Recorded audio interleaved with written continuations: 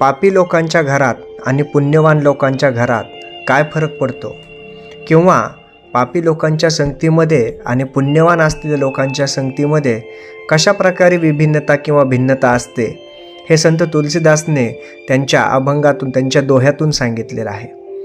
अशा काही गोष्टी असतात की ज्या आपल्याला भौतिक सुखाच्या गोष्टी खूप मोठ्या वाटतात.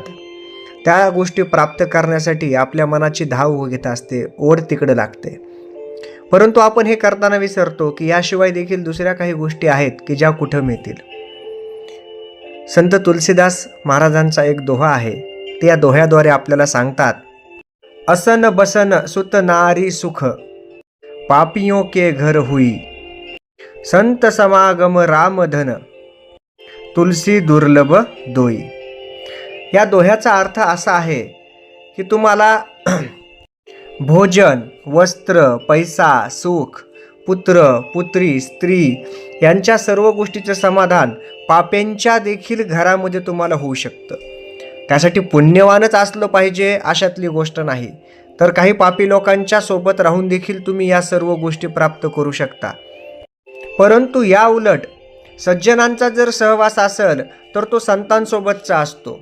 सज्जनांचा देवदेवतांसोबतचा संवाद असतो, त्यांच्यासोबतचं राहणसहान असतं आणि त्यांना रामधनाचीच प्राप्ती करण्याचा उद्देश असतो, जे की आपल्याला खूप दुर्लभ होतो.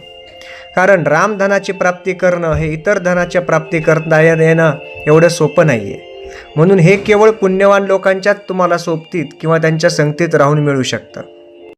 या सर्वांचा भावार्थ एवढाच की सज्जन लोकांच्या संगतीमधून तुम्हाला अशा चांगल्या गोष्टी मिळू शकतात आणि दुर्जनांच्या, पापी लोकांच्या संगतीमधून या प्रकारच्या गोष्टी मिळू शकत नाहीत. म्हणून नेहमी संगत ही सज्जनांची असावी.